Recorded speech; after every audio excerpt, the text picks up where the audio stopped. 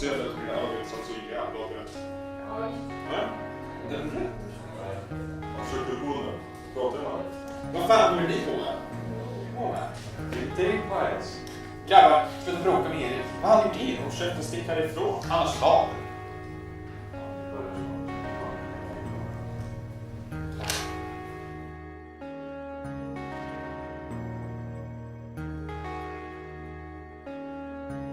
Jag berättade ju såklart för lärarna på min skola, men de brydde sig inte ett dugg.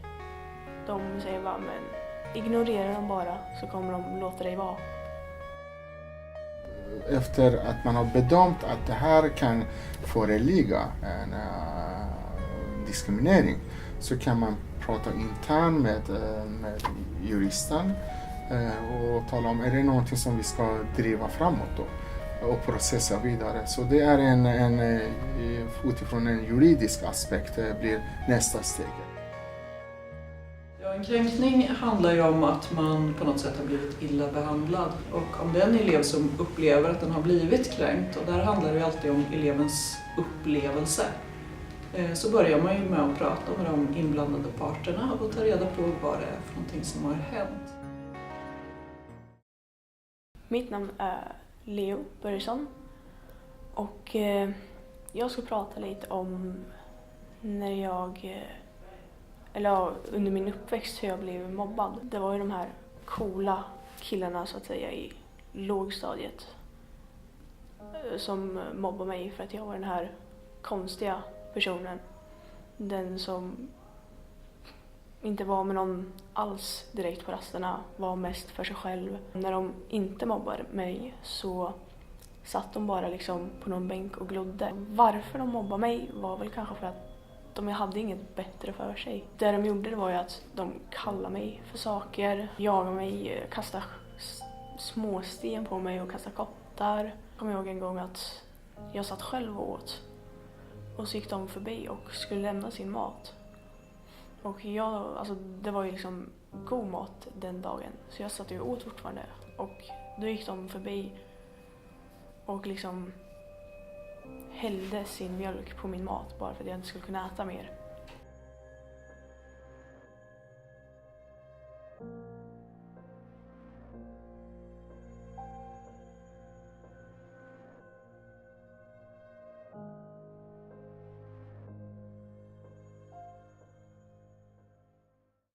Jag heter Dennis.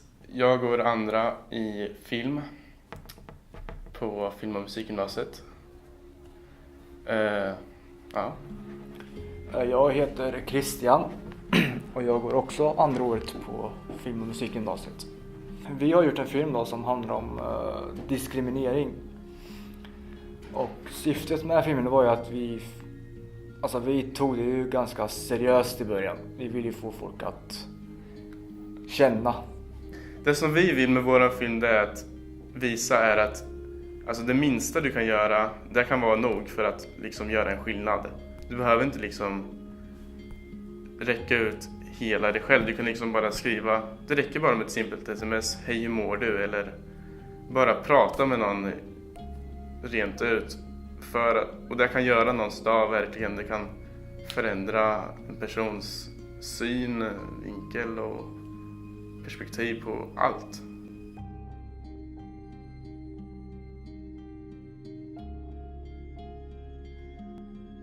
Jag heter Maria Fagerberg och jag jobbar som rektor och lärare på film- och musikgymnasiet i Norrköping. Jag har jobbat i skolan i hela mitt vuxna liv och när man jobbar i skolan måste man alltid förhålla sig till både kränkning och diskrimineringar och framförallt att jobba förebyggande så att de inte ska uppstå.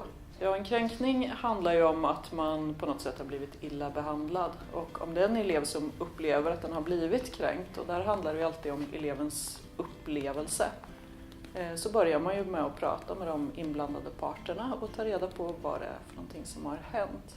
Sen försöker man ju alltid, när man har rätt ut vad som har hänt, och hitta en positiv lösning. Så att kränkningen ska ju självklart upphöra. Och båda parter ska liksom vara på det klara med vad det är för någonting som hände som var fel och hur den kränkta personen uppfattar det.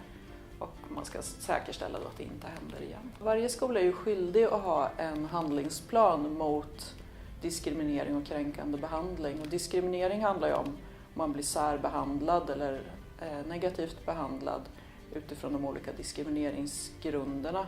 Och kränkningar handlar ju om olika handlingar eller ord som man kan göra eller säga till varandra. Och det ska ju varje skola då ha en plan där man har en policy för skolan och där man har regler som är tydliga. Man redogör för sitt förebyggande arbete och för vad man gör om en kränkning uppstår. Det första jag skulle göra om någon kommer till mig och känner att den har blivit kränkt eller diskriminerad, det är att jag ber den personen att berätta vad som verkligen har hänt. Det är alltid första steget, att man berättar liksom i lugn och ro vad som har hänt och vad det är för någonting som man uppfattat som kränkande eller diskriminerande.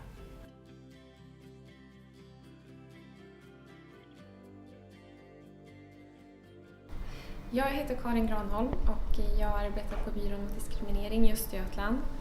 Det är en regional antidiskrimineringsverksamhet och där så är jag projektledare för ett projekt som heter Reagera.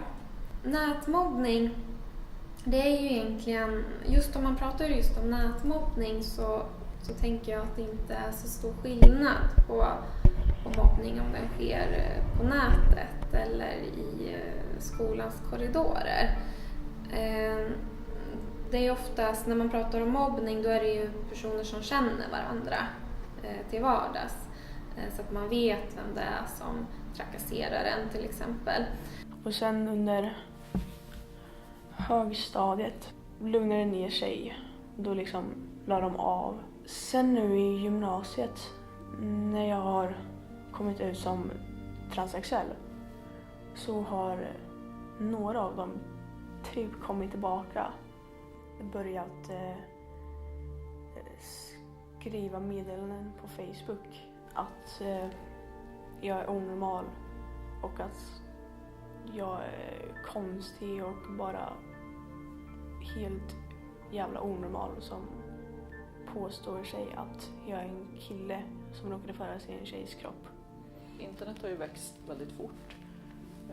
Om man har väldigt många sociala arenor så tror jag att det är svårt att få ett stopp för näthat idag. Då behöver ju egentligen människor tänka annorlunda. Dels att vara medvetna om på vilket sätt de sårar varandra och hur andra kan uppfatta det man skriver eller säger eller kommenterar.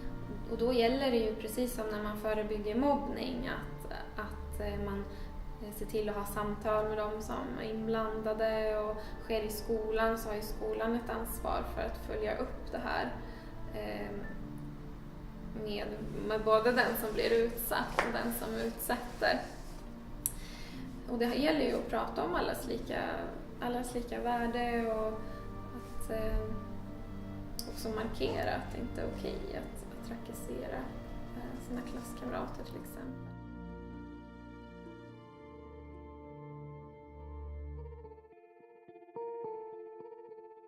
Asima Skopo är mitt namn och jag är ju anställd som administratör på Byrån mot diskriminering i Östergötland. Jag heter Nadega Emi, jobbar med stadsdelsutveckling i Skäggetorp sedan 2007 och sitter på medborgarkontoret och har en samordningsroll, funktion, kontakt med boende i området, myndigheterna, de som är verksamma i Skäggetorp. Så vi har, kan man säga, spindel i nätet och har kontakten utåt i stadsdelen. Först och främst är det som sagt liksom att vi frågar ju den personen som anmäler vad personen vill. Många vill ju ha bara kanske en ursäkt, kanske en medling. Allting beror på vad den diskriminerade individen vill. Ja, det är väldigt mycket kommunikation. Som sagt, man måste vara väldigt kommunikativt stark, både med vanliga människor, med myndigheterna, aktörer som verkar i området. Så att det är den här rollen, jag har väldigt mycket flexibilitet vad gäller kontakter. Och den rollen har jag anpassat mig till behovet som existerar i stadsdelen. Alltså varför de kommer tillbaka nu, alltså det kan jag inte riktigt förstå. Alltså, antingen så har de inget liv själva Hon bara måste lägga sig i andras liv.